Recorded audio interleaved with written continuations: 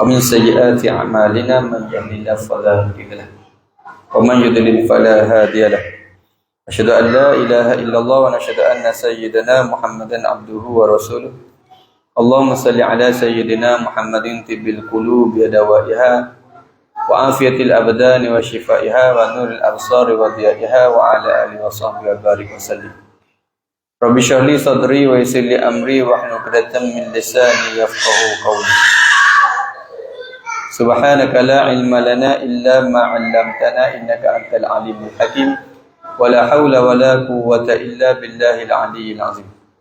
Alhamdulillah. Pertama-tama syukur pada Allah kerana dapat sama-sama kita berkumpul pada malam ini untuk kuliah maghrib. Dan insya-Allah pada malam ini kita sambung pengajian kita kitab Fiqh al-Manhaji fi mazhab Syafi'i. Dan insya-Allah pada malam ini kita sambung dalam bab apa sebelum ni? Sudah saya tak ingat tanda kat mana.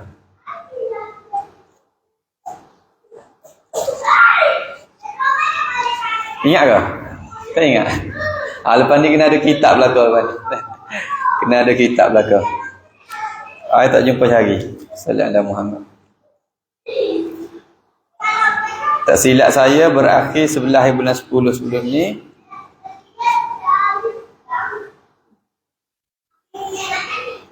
Air yang digunakan, air yang boleh digunakan untuk bersuci. Bab air sebelum ni betul.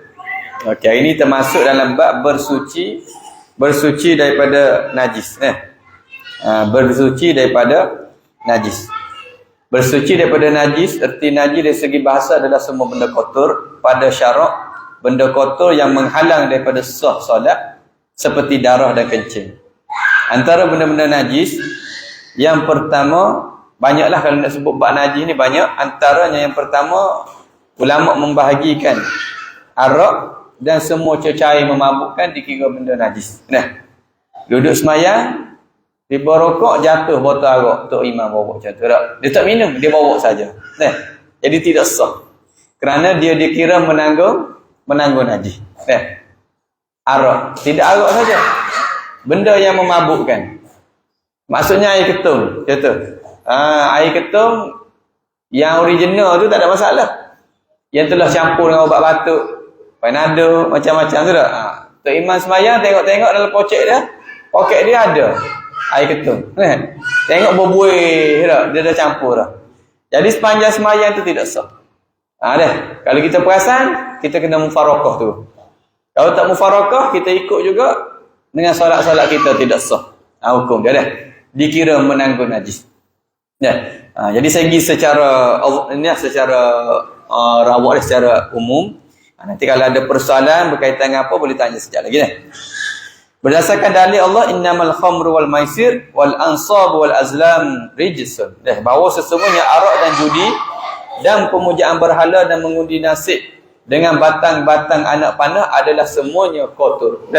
Berdasarkan hadis ni, berdasarkan surah Al-Maidah ini, bahawasanya arak, judi, pemujaan berhala dan menilik nasib. Dia panggil azlam, tilik nasib. Adalah dia panggil kategori selain Muhammad benda kotor najis. Arak, judi kategori najis, Allah sebut najis. Jadi arak benda yang zahir itulah, boleh pegang, kita boleh tengok. Jadi bila ada dekat dengan badan kita dikira menanggung najis. Ada pun kalau kita main judi, kalau kita semayang masih sah. Bukan bermaksud judi tu halal tak. Tetap juga haram perbuatan tu. Cuma kita main judi, baru balik daripada beli nombor ekor, dengan orang azan maghrib, mari sini kau semayang maghrib dulu. Sah semayang dia. Walaupun dalam semayang dia tutup iman sendiri. Tak, masuk sujud, jatuh nombor ekor dia. Sah semayang. Semayang tu tak sah. Cuma haram lah perbuatan tu. Semayang sah. Tapi kalau arak tadi najis, dia dikira najis juga. Judi tu najis. Najis pada perbuatan.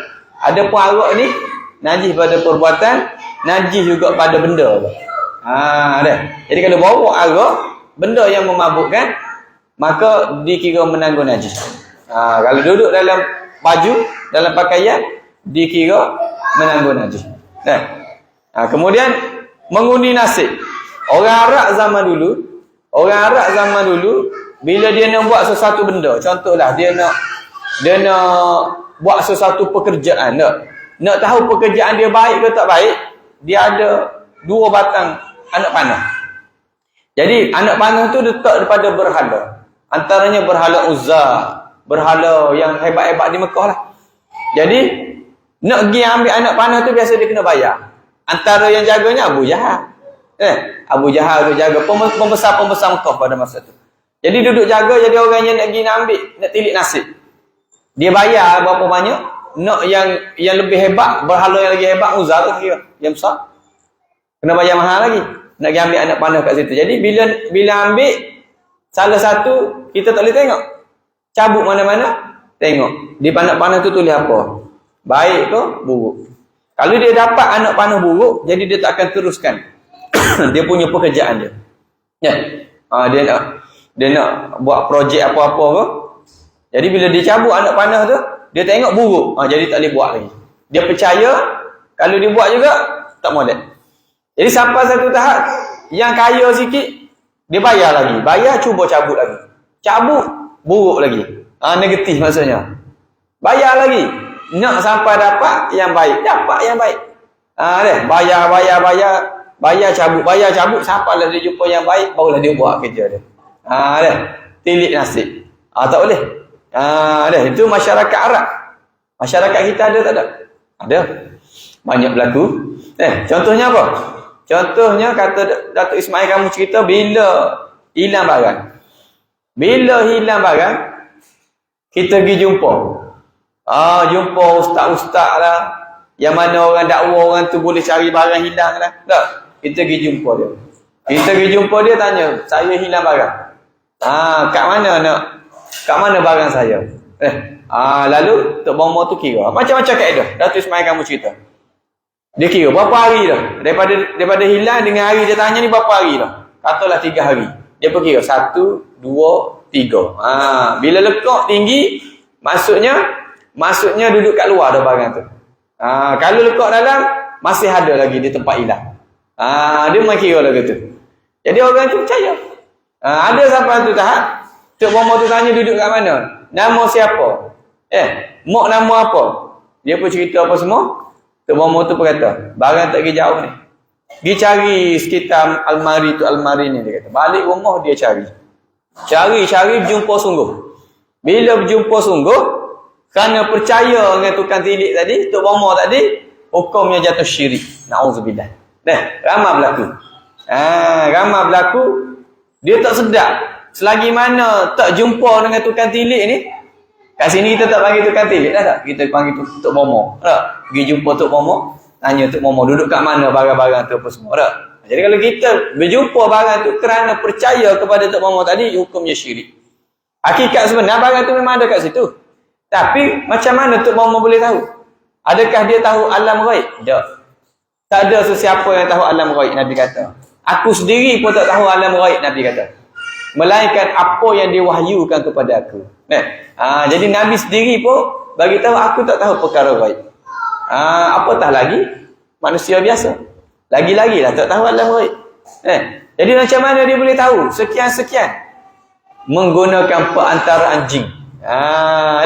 Masa dia tanya kita duduk kat mana apa semua, jin dia berjalan, pergi. Allah sebut dalam Al-Quran, kelebihan yang Allah cipta pada jin ni, dia boleh bergerak sepantah kilat. Dalilnya kat mana?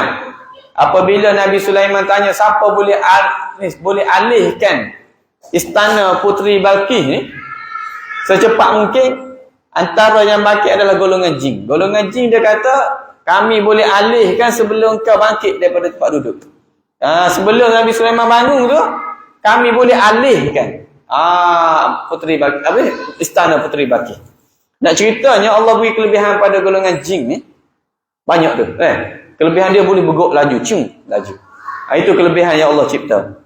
Tapi ada di antara jin telah selain Muhammad telah melakukan kekufuran pada Allah. Apa beza? Kadang orang tanya orang pening, apa beza iblis, jin, syaitan ni apa beza? Semua kategori jin belaka. Iblis jin. Syaitan jin. Hantu-hantu kita dah sebut.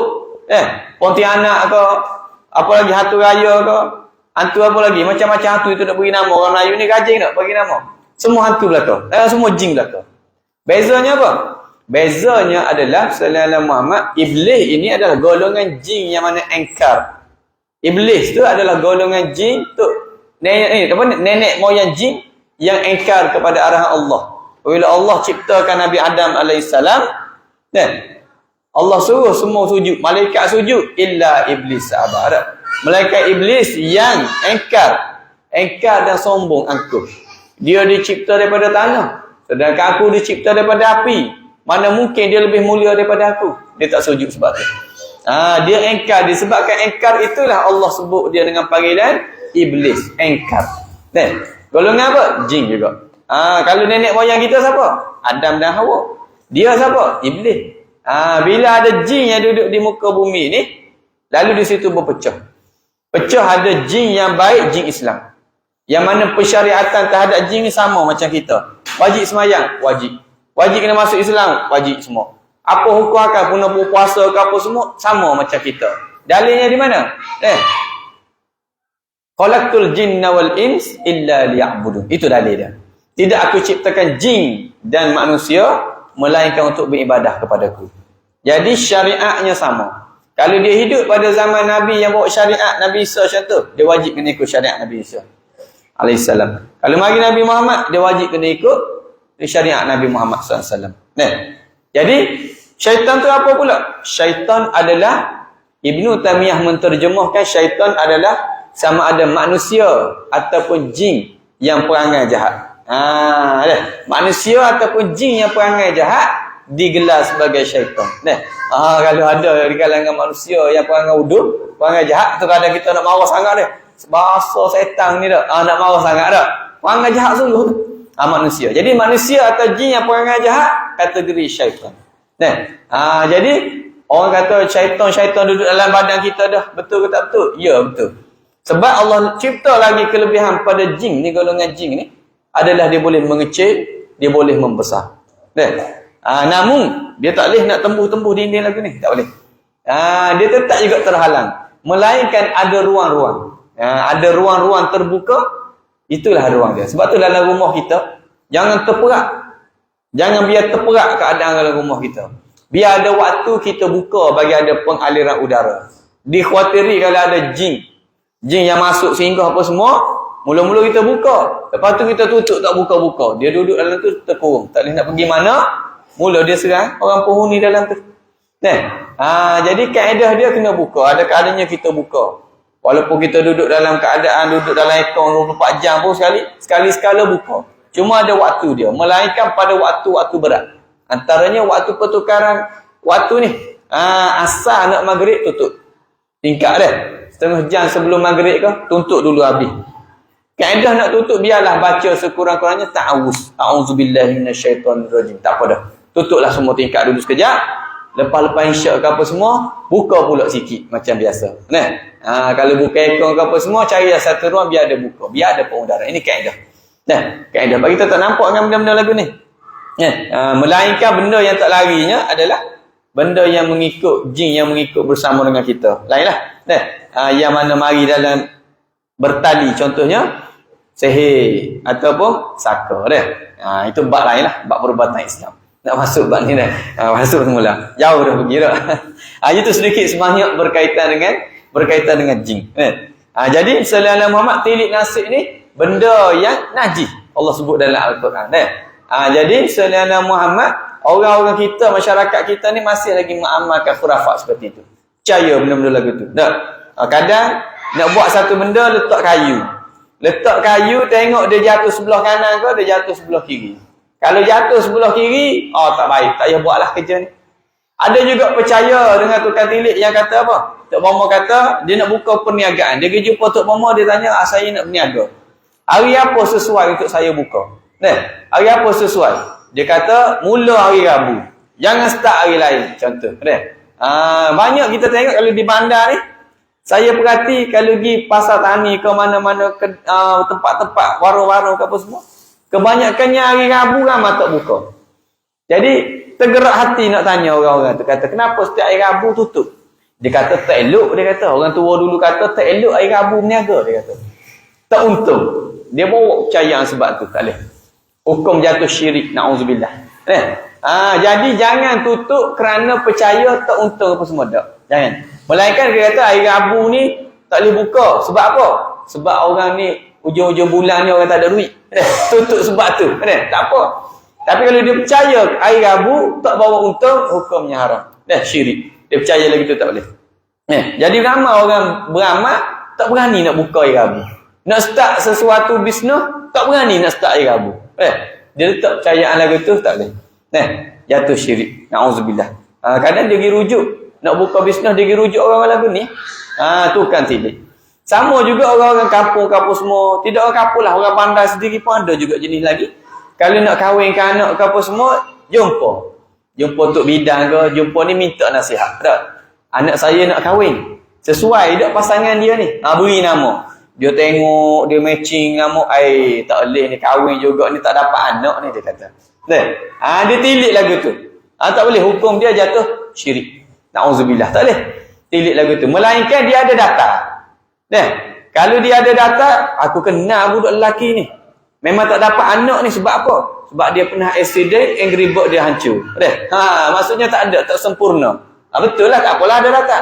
Ataupun dia kata tak boleh kahwin ni, aku kenal budak ni sebab apa? Dia kaki dah ada. Contoh. Dia ambil benda-benda tak elok. Jadi tak sesuai. Tak apalah gitu. Maksudnya ada sesuatu yang dah pernah berlaku. Tak apa. Tapi tak ada apa-apa sandaran. Tu dia tilik lagu tu tak boleh. Kalau kahwin juga ni, duduk seminggu dua ni bercerai ni.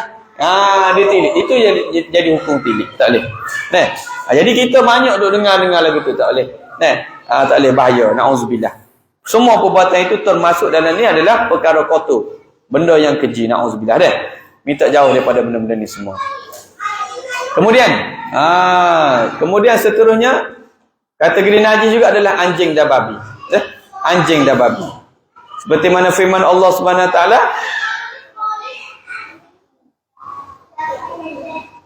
mana ni ayat? Wa ma uhilla li ghairillahi bi. Binatang yang sembelih. Hadis Nabi SAW. Tahuru ina'i ahadikum idza walagha fihi al-kalbu an yaghsilahu sab'a marrat ulahunna bit-turab. Untuk membersihkan bejana kamu apabila dijilat anjing, hendaklah kamu membasuhnya sebanyak 7 kali. Basuhan pertama adalah dengan air bercampur tanah. Ini menunjukkan bahawasanya anjing adalah binatang yang haram kita sentuh. Hukumnya haram. Namun berubah hukum ni mengikut mazhab yang berbeza, mengikut situasi. Hanafi dibenarkan harus membela anjing. Boleh bela anjing atas dasar memburu. Sebab geografi di sana duduk di hutan antaranya. Cari makan mereka dengan memburu di padang pasir apa semua. Jadi harus guna anjing untuk memburu. Kadar tu saja. Nak bela buat main macam kucing tak boleh, haram. Siap memburu apa semua, nak masa memburu tu berpegang ke apa semua boleh, diharuskan. Tak. Selesai tu simpan balik, duduk dalam tempat dia apa semua, tak boleh buat main gurau macam kucing, tak boleh. Kadar tu kalau boleh jaga harus. Menjaga keselamatan, menjadi arah penunjuk. Dah masuk dalam hutan apa semua, dia punya bau dia, dia punya mata dia tajam, pendengaran dia tajam, dia boleh bawa kita balik semula ke rumah kita. Dia kenal jalan apa semua, boleh guna untuk tunjuk arah, boleh. Sebagaimana kita kalau dalam polis ni guna anjing sebagai nak cari penjenayah. Nak cari penjenayah. Pada kadar itu harus. Namun sekiranya ada anggota yang bukan Islam, kena dahulu ke anggota bukan Islam dulu. Susunan dia tu kena lagu tu. Tapi kalau tempat tu tak ada anggota bukan Islam, lalu wajib. Jadi wajib pula kena latih orang Islam untuk train anjing tadi. Wajib. Kalau tak ada anjing ni, susah nak kesan penjenayah. Lalu untuk masalah umum, untuk atas dasar menjaga nyawa, keselamatan apa semua, jadi jatuh hukum wajib pula. Kena ada. Kalau tak ada orang bukan Islam, tak ada pilihan dah. Orang Islam sendiri kena latih. Cuma kena cermat. Tu je. Sebagaimana duk viral sehari dua ni, isu dayus isteri bersaling tak? Isteri bersaling, doktor lelaki, dayus. Memang betul hadis dia baca apa semua. Tapi penggunaan hadis tu tak betul pada tempat. Memang Nabi kata lagu tu dayuh. Kalau kita membiarkan isteri kita ni dilihat auratnya oleh lelaki ajnabi, memang dayuh.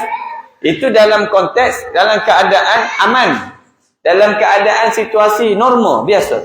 Tapi bila duduk pada luar daripada kebiasaan, maksudnya ghairi adi, luar kebiasaan, maka hukumnya berubah. Yang haram tadi gugur.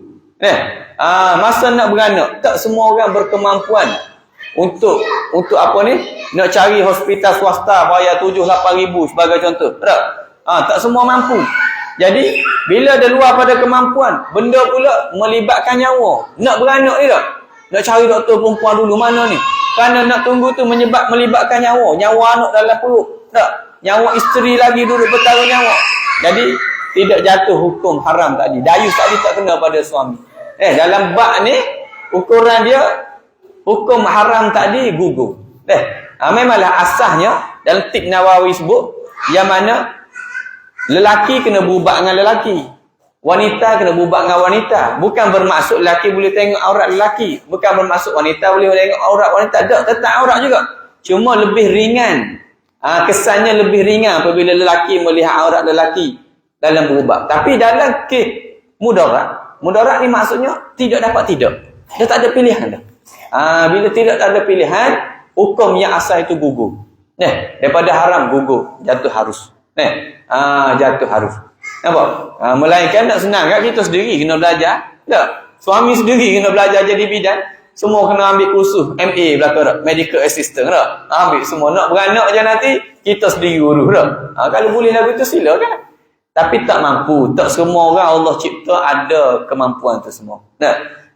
Jadi Sayyidina Muhammad dalam Islam ini diukur beberapa perkara sebelum nak jatuh satu hukum tu, melihat beberapa ukuran dia, indikator dia dah. Melibatkan nyawa, agama, maruah, keturunan, harta.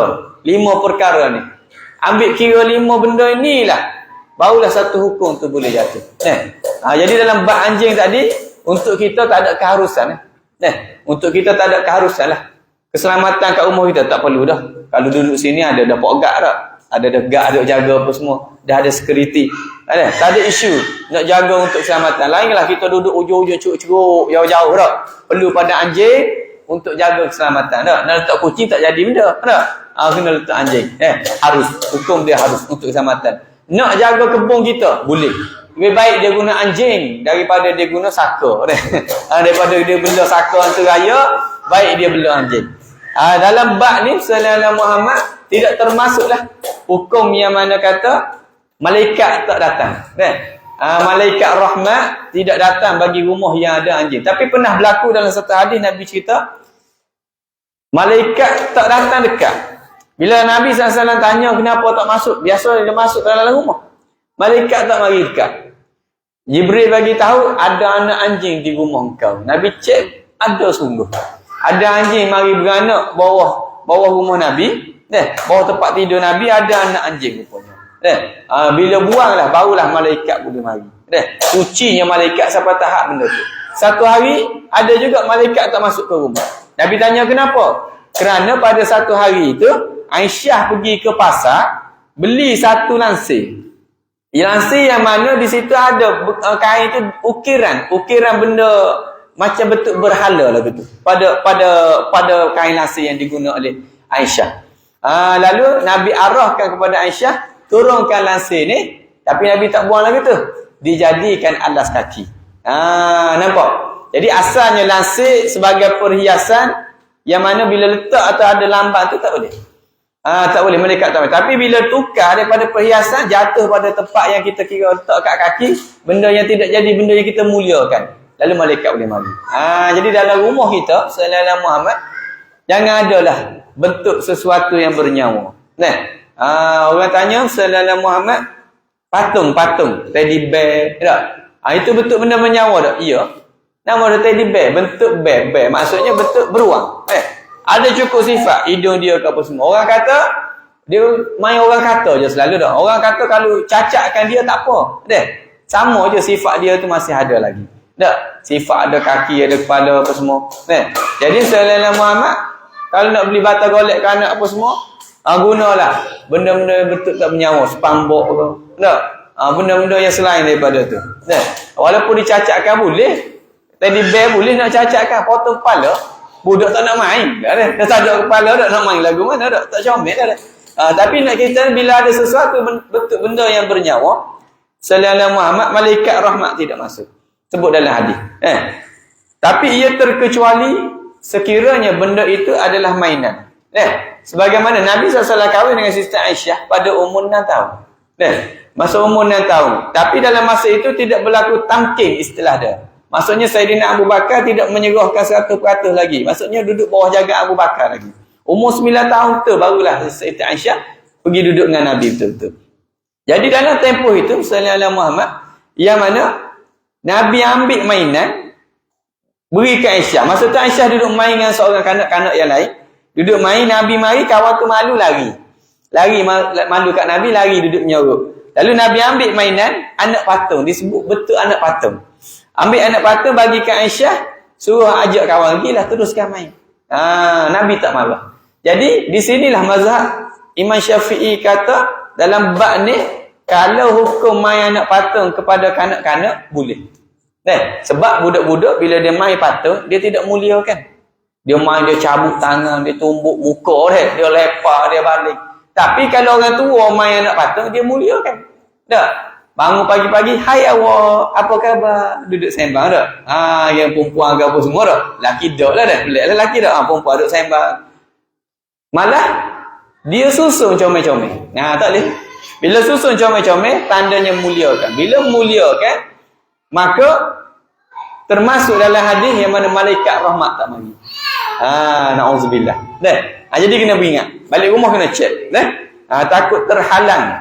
Kerana benda dalam rumah kita tu terhalang kerana benda-benda yang kita tak perasan. Sebab Nabi pun tak perasan ada anak anjing rumah dia. Bila tanya Jibril kenapa tak boleh masuk, Jibril kata sebab ada anjing, anak anjing. Nabi ambil buang, barulah Jibril masuk macam biasa. Kemudian hari lain berlaku pula, tak masuk juga. Sebab Aisyah baru pasal lansir yang dia baru beli di pasar, yang mana ada lambang, ada ukiran benda bentuk berhala. Lalu Nabi suruh turunkan, jadikan dia sebagai Allah. Di sini nak ceritanya, walaupun benda tu kita beli beratus-ratus, tak? Tadi bayar besar-besar macam tu tak? Ustaz baru tahu hukum dia tak boleh ni. Anak pun besar-besar belakang dah. Tak ada keharusan lah tak? Jadi nak buat lagu mana? Nak buang? Nak bagi orang? Tak boleh pula. Hukum haram pula pada orang lain. Tak? Ambil lah kain kekabu dia ke apa semua, buat bantal. Ada? Ikut bandar lah. Tak nak membazirkan. Gitu cara dia. Ataupun bungkus dalam plastik hitam ke apa semua, sorok lah di bawah katil ke apa semua. Jangan muliakan dia. Jangan susun. Orang tanya sallallahu Muhammad, yang macam orang suka, laki suka buat koleksi tak? Ada patung-patung kecil ke apa semua. Dari mana? Betul dia tu benda bernyawa ke tidak? Kalau benda bernyawa, termasuk dalam ni. Walaupun kecil. Ada duduk susun. Maksudnya memuliakan. Tak boleh. Sebab apa? Menyerupai sifat orang Kristian ke orang apa semua ni, dia letak patung-patung. Memang kita tak sembah, tapi memuliakan patung tu. Jadi lagu mana? Cara dia, tak usah muliakan lah. Bubuh dalam bekas apa semua, biar bergaul lagu tu tutup. Tak nak main, buka ambil main sekejap. Lagu tu, bila susun comel-comel tu siapa tahap marah. Anak jiran, anak dia anak tetamu dia mari tu, main hancur. Hancur dia punya, dia duduk susun apa tu, koleksi dia lah. Hancur sampai marah kat update dalam status dalam Facebook, marah dekat anak tetamu, anak kawan dia lah. Sebab apa mari main hancur sampai tahap tu sekali dah. Maksudnya Allah tak izinkan lah tu. Jadi kalau ada, simpan. Sebab kita nak rahmat ni senantiasa mari dalam rumah kita. Jadi kena berhati-hati. Dalam bab anjing dan babi adalah kategori najis. Najis yang berat. Anjing dan babi serta keturunannya. Sebab apa dalam kitab fiqh sebut keturunannya? Sebab ada berlaku lembi. Lembu jantan kahwin dengan babi betina, dapat lembi. Jadi apa hukum dia? Hukum dia jatuh cenderung keturunannya. Cenderung ke arah mana? Kepala babi, badan lembu. Tak? Macam tu. Jadi hukum dia ke mana? Kalau ada unsur-unsur tu kira keturunan dia. Maka dengan lembi itu haram. ataupun kambi, tak boleh juga. Ada keturunan campur baur dengan babi tadi. Sallallahu Muhammad. Jadi ada juga orang tanya, berlaku macam orang sebelah Thailand apa semua, sayur-sayuran, buah-buahan yang kita duk makan ni, mereka banyak menggunakan daripada najis bagai baja. Najis babi tu dia ambil buat baja dah. Buat baja apa semua, apakah buah-buahan yang tumbuh ni apa semua, sayur-sayuran yang tumbuh ni boleh ke tak boleh nak makan dah. Kalau tak terkena pada najis tadi, buah tu dia bukan celup dalam najis dah. Dia duduk dalam akar. Jadi proses akar tu yang buat ada filter-filter yang Allah cipta dah. Jadi tidak jadi hukum jadi najis, tidak bernajis. Cuma kalaulah ada pilihan sayur yang mana jelas dia tak guna najis babi sebagai baja, maka kita ambil yang tu dululah utama. Cuma nak kata najis tak najis yang guna tu dah tak terkena dah, sebab dia ada filter berdasarkan teori sains apa semua, tidak jadi najis, tidak jadi bernajis dah. Cuma dia hanya serat zat-zat saja. Jadi kuman-kuman najis babi tadi tak pergi kepada buah tadi. Jadi tak perlu nak samuk ke apa semua tu. Melainkan masa dia kutip buah-buah ni campur dengan najis-najis tadi, maka tak boleh kita nak makan lagu tu. Kena samuk dulu. Dah, kena setu dia panggil dah. Kena setu dulu. Ada. Jadi dalam bab ni sallallahu Muhammad nak anjing, babi dan keturunannya. Ada. Sebab apa sebut keturunannya? Sebab boleh jadi kacut. Ada. Boleh jadi kacut kan, tetap juga dikira najis yang berat. Dalam bab najis dan babi. Kemudian kategori najis lagi. Yang ketiga iaitu bangkai. Hurrimat alaikumul maitah. Diharamkan kepada kamu memakan bangkai binatang yang tidak disembelih. Ni pun jadi isu juga bab bangkai. Ikan dah. Isu Ustaz Azhar Idrus jawab masuk neraka. Masuk neraka siapa yang buat sallallahu Muhammad, siapa yang buat keropok daripada ikan yang tak buang perut, tak buang apa semua, pakai mesin lagu tu saja, hukumnya haram. Bila haram masuk neraka dah. Jadi ramailah duduk nak komen apa kata neraka. Ustaz Azhar tidak menghukumkan orang tu masuk neraka sekiranya terlibat dengan perbuatan tu. Jadi perbuatan tadi haram, makan najis. Lalu bila benda haram, kita roliknya adalah masuk neraka. Buat benda baik, masuk syurga. Kita roliknya. Cuma hakikat sebenar Allah. Sifat harus bagi Allah. Sama ada kita buat baik, Allah nak masuk neraka. Kita buat jahat, masuk syurga. Itu harus bagi Allah. Kan kita belajar dalam sifat-sifat Allah kan? 20 sifat Allah. Ada sifat yang harus apa semua tu. Jadi misalnya tidak jadi isu. Jadi kalau kita pening dalam bab tu, jangan pening-pening. Dan benda tu ada khilaf, ada kata boleh. Dengan kadar yang sedikit najis tu, contohnya ikan bilis. Tak? Kalau kita duduk nak sembelih dulu, kepala, buang perut, apa semua yang pada hancur habis, tak makan ikan bilis. Tak? Suami nak makan tengah hari tu, malam baru boleh makan. Tak? Nak cabut sasa, jadi dimaafkan. Ikan bilis makan kepala-kepala, perut-perut dia boleh. Sebab kadarnya sedikit. Dan tidak memudaratkan. Tapi kalau sedikit, dan terbukti memudaratkan, hukumnya haram. Tak boleh. Ada. Jadi kadar yang kecil, yang sedikit. Sebab tu kitab dulu sebut, kitab lama dulu, Ustaz Zaki Zulkifli keluarkan daripada kitab lama, kitab kuning. Dia sebut sampai tahap dulu kenapa budu dulu haram. Kalau orang biasa makan budu dah. Yang sekarang tak lah. Jangan takut lah.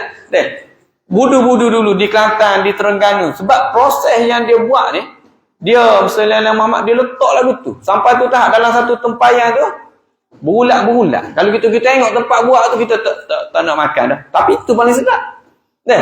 Sedap sebab makan najis tapi proses hari ni tak lah.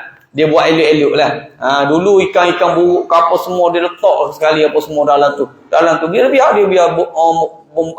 berbuih-buih ke apa semua, ulat-ulat duk keluar. Dulu punya cara. Tapi bila dah belajar bab hukum akal, mungkin orang yang buat perusahaan budu ni dia belajar, dia dah jaga kebersihan. Benda-benda yang sallallahu Muhammad, benda-benda najis-najis ni dia jaga. Dia jaga. Betul. Jadi konteks yang Ustaz Azhar sebut tu pasal hukum haram masukkan ikan semua ni kepada pengusaha keropok. Sebab tak ada orang nak makan keropok. Ada ke tuan-tuan nak makan keropok, dia ambil ikan buat sendiri, uli sendiri apa semua, ada tak? Tak. Kita beli tak? Jadi perusahaan keropok ni lah kena cermat. Kena cermat. Jadi hukum ni besar kepada perusahaan tu. Tak? Kena jaga sebab dia melibatkan orang ramai. Bila dia melibatkan orang ramai, dia kena jaga. Dia kena jaga sungguh-sungguh. Jadi hukum sebut tu betul lah. Takkan dia nak pilih hukum yang pilihan yang kedua, yang kata boleh, tak? Jadi kena ambil itulah cermat. Sebab dia perusahaan, dia buat secara komersial. Jadi dia kena jaga. Dia kena jaga daripada misalnya Muhammad adanya unsur-unsur najis tadi. Kalau sedikit dimaafkan, kalau banyak tak boleh. Jadi ambil pandangan tu. Nak ambil yang mana? Ambil pandangan tu. Tak. Kalau kita tergamuk dak makan apa ni? Darah. Tak tergamuk dak. Tapi sebab kita tak nampak kita makan, kita tak tahu. Tak. Nauzubillah. Jadi berhati-hati. Dalam bab hukum memang ada benda khilaf, cuma keluar daripada khilaf itu lebih baik. Tak. Banyak ulama kata benda bila misalnya memanglah udang pula dah. Ikan dengan belalang bangkai yang tidak najis. Tapi kalau ada darah dia, maka kira najis. Pernah makan belalang? Pernah makan? Tak pernah. Kena cuba. Sekarang ada dah keluar dah krepek belalang dah. Orang buat macam-macam perasa tom yum. Cuba dah. Sebab apa kita tak makan dia? Tak biasa dah. Boleh makan. Bila dia sebut dalam hadis boleh makan. Belalang tak perlu nak belah perut dia, buang darah semua tak perlu dah. Goreng cah lagu tu. Zaman budak-budak dulu biasa saja. Bakar dengan manci. Bakar gigit kerak dulu dulu biasa makan. Kena cuba tuan-tuan. Bila Nabi sebut boleh makan. Jangan risau. Siput babi boleh nak makan. Tapi kita tak makan tak? Sebab apa? Sebab kita telah membabikan dia. Sebab apa kita makan? Sebab kita telah membabikan siput tadi. Siput sedut kita makan tak? Makan. Sebab apa? Siput sedut. Kecah. Orang Kelantan panggil kecah. Sini panggil apa? Siput sedut tu lah kecah. Lele apa semua tu tak? Lala dah. Lala apa lagi? Keturunan dia belaka tu. Kita makan je. Tapi siput babi tak makan. Sebab apa? Sebab kita membabikan dia. Boleh je makan. Tapi saya sendiri pun tak pernah makan lah. Tak lalu dah nak makannya. Dia kata boleh makan tak? Boleh. Ambil goreng cah, letak dalam tu. Jadi macam pedas tak? Terang makan nanti cerita dalam kuliah seterusnya. Tak apa, cuba bagi tahu dah. Jadi benda-benda tu boleh makan tak? Tupai. Boleh makan tak tupai? Boleh. Tapi orang tak makan sebab apa? Sebab isi tak banyak. Salah satu sebab isi tak banyak, nak tangkap payah dan tak sedap, daging dia tak sedap. Sudut hukum boleh makan tak? Boleh. Belumkah jadi perbincangan ulama sebelum ni tak? Sebab kalau Hanafi selain ikan dia tak makan. Ikan je, sebab dalam hadis sebut ikan je tak? Tapi mari ke kita Nusantara, ulama kita mentafsirkan hadis tentang ikan ni, maksudnya binatang yang hidup di dalam air. Binatang yang hidup di dalam air selain Muhammad, yang mana tidak berbahaya, tidak bertaring apa semua, maka boleh. Tidak makan secara menerkam, macam ikan hiu tak boleh kita nak makan. Siakak, siakak kira makan menekan juga, tapi boleh sebab apa? Sebab apa boleh? Siakak makan ikan juga. Benda-benda yang kalau kita beri daging apa semua dia makan juga. Sebab dia punya sallallahu Muhammad tidak memudaratkan. Darah dia tu tidak memudaratkan kita. Badan dia tidak memudaratkan kita. Jadi boleh makan. Siakak apa lagi? Ini makan menyambar jugalah. Kalau kaki pancing sukalah main siakak, tomang ke apa semua dah. Dia suka benda-benda lagi ni.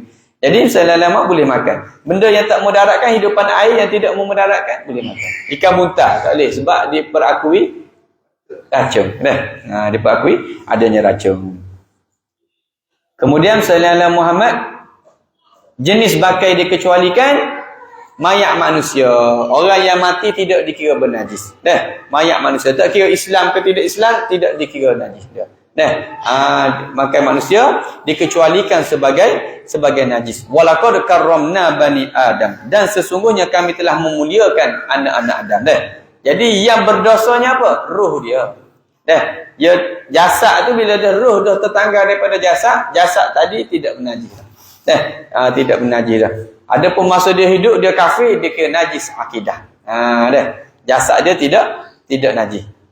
Tapi misalnya Muhammad kalau dah mati membusuk ataupun semua dikira najis dah.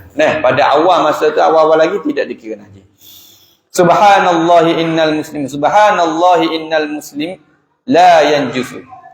Maha suci Allah, sesungguhnya orang Islam tidak najis. Selain daripada itu juga Nabi sebut, ni hadis Nabi. Al-muslimu la yanjusu hayyan wala mayyitan. Orang Islam tidak najis sama ada hidup atau mati. Kedua-dua ini berdasarkan hadis sabda Nabi sallallahu alaihi wasallam pasal ikan dan belalang yang dikecualikan daripada najis. Dihalalkan kepada kamu dua jenis bangkai dan dua jenis darah. Dua jenis bangkai tersebut ialah ikan dan belalang. Manakala dua jenis darah pula ialah hati dan limpa. Lepas tu kita boleh makan. Boleh makan hati ayam, hati ni apa semua kan. Kategori darah juga tu. Tapi dimaafkan. Kira bukan najis. Tapi tak digalakkanlah. Bagi kita yang nak menghafal Quran ke apa semua, elakkanlah benda-benda dalam. Kalau ada anak-anak kita baru, elakkan makan benda-benda dalam ni. Sebab dia boleh melemahkan daya ingatan apa semua. Sekali-sekala nak makan, silalah. Kerak-kerak sangat, elakkan. Kalau ada pusat tahfiz tu, dia jaga sungguh-sungguh. Benda-benda dalam, perkara dalam, dia tak. Malah ayam pun, dia sembelih sendiri. Dia beli ayam hidup, dia sembelih sendiri. Dia kupak buang kulit sendiri apa semua. Dia jaga. Nak elak daripada ada syubhah. Sebab nak jaga budak-budak nak hafal Quran ni. Kalau kita boleh jaga tu, insya-Allah selamat. Selain daripada itu juga, yang keempat, yang tidak terkecuali daripada najis adalah darah yang cair termasuk nanah. Atau darah yang mengalir atau daging babi kerana sesungguhnya ia adalah kotor. Kencing dan najis manusia dan binatang. Ini najis. Yang tadi terkecuali daripada najis. Yang tadi terkecuali daripada najis. Bangkai dikecuali daripada najis. 1, 2, 3 itu sahaja darah yang cair termasuk nanah adalah najis juga Tapi kadarnya lagu mana? Sebagai contoh, kita duduk semayang. Kita duduk semayang, kuti-kuti jerawat tak? Keluar dah nasi dia ke apa semua tak contoh. Keluar darah dia ke sikit. Selagi tak mengalir, selagi itu dimaafkan. Sah lagi solat kita. Tak dikira menanggung najis lagi. Tapi kalau dah start mengalir, sama ada darah ataupun kesan yang dipanggil platelet, tu dah, yang kuning tu dah. Lepas pada darah keluar tu, platelet dia panggil kan? Platelet. Platelet betul saya sebut tak? Platelet tu. Yang tu kalau dah mengalir, kira menajis juga. Dah. Jadi selagi tak mengalir, selagi itu dimaafkan. Najis juga, cuma dimaafkan. Sebab kadarnya sedikit. Bila mengalir, maksudnya banyak. Bila banyak, maka hukumnya najis. Tak boleh kita teruskan solat. Solat kita dah batal. Cara dia lagu mana? Wuduk tak batal. Semayang je batal. Berhenti lak dulu apa semua, sambung semayang semula. Tak perlu wuduk dah. Kena faham baik-baik. Sebab ada orang dia berhenti, lak, dia pergi ambil wuduk balik. Tak batal. Ada orang yang mari-mari, dia ambil semula wuduk. Kata, ambil semula wuduk. Kenapa? Sentuh tahi cicak, dia kata.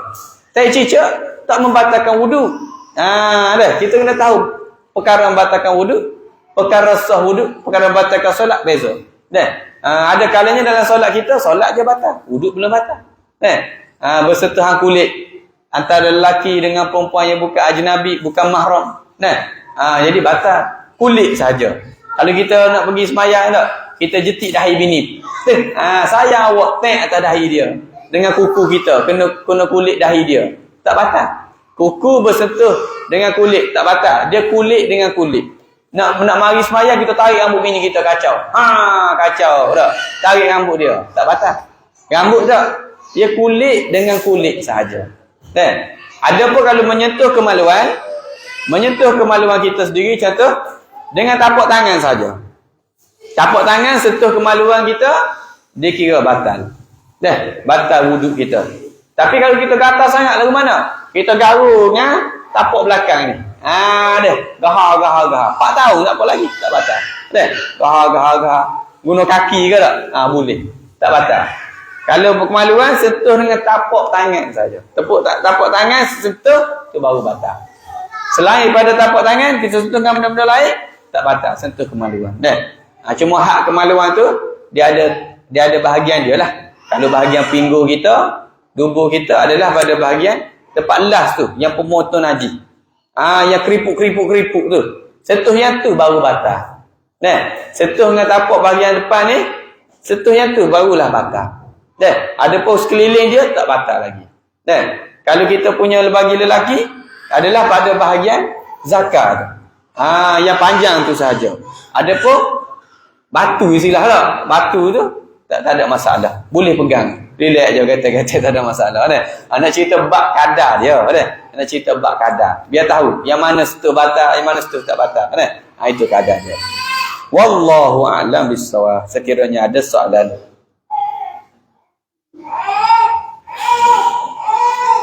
Ya. Ikan jerung. Dia makan menyambar sangat. Tidak boleh dimakan. Orang ambil sirik dia. Dia ada dua dalam bab ni, ada dua pandangan, kata boleh, kata tak boleh. Jenis you. Tengok jenis you.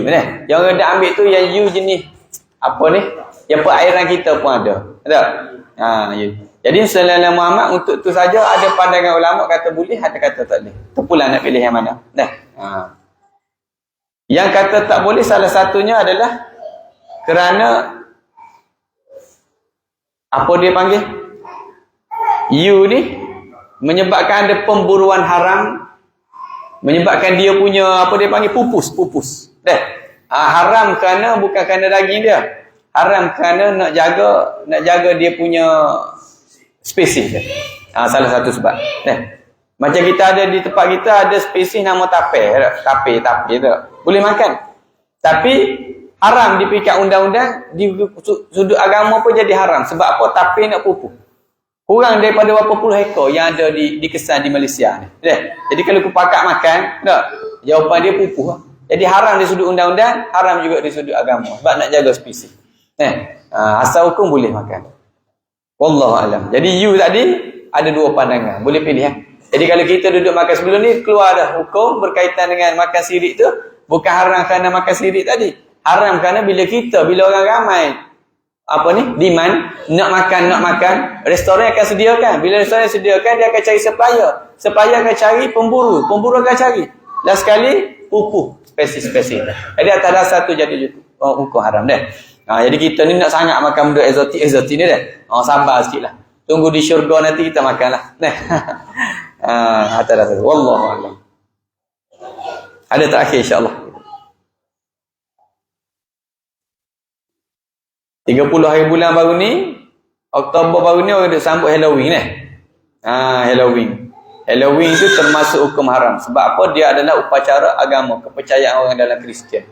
Dia kepercayaan orang Kristian. Jadi di tempat kita ni, saya tengok di metropolitan di tempat kita ni, anak-anak muda yang buka kedai kafe-kafe ke apa semua banyak guna tema tu. Tema buat kedai dia tu tema Halloween. Halloween dah. Buat gambar ada labu tu apa semua dia buat. Termasuk hukum haram. Mufti wilayah keluar dah. Irsyad fatwa tahun 2018 2019 lagu tu.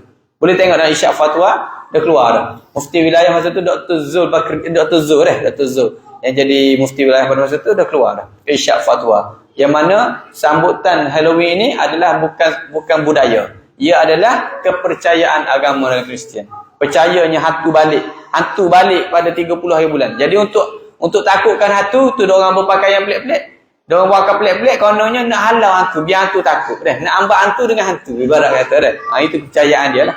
Jadi kalau kita terlibat, hukumnya haram. Jadi hati-hati. Di antara ibu bapa pun kadang-kadang beli baju-baju sepasang tak? Ada gambar Halloween apa semua, elok kan? Takut kita termasuk dalam tu. Kita tak perasan, dimaafkan lah. Tapi minta ampun, tak payah guna dah lepas ni. Wallahu a'lam. Ada soalan terakhir? InsyaAllah kita? InsyaAllah. Kalau tak ada apa, minta maaf terlebih terkasar bahasa. Bismillahirrahmanirrahim. Allahumma faqihna fid din wa 'allimna ta'wil wa ihdinas siratal mustaqim. Allahumma ya muqallibal qulub, tsabbit qulubana 'ala dinik wa 'ala ta'atik. Walhamdulillahil alamin. Assalamualaikum warahmatullahi. Bismillah.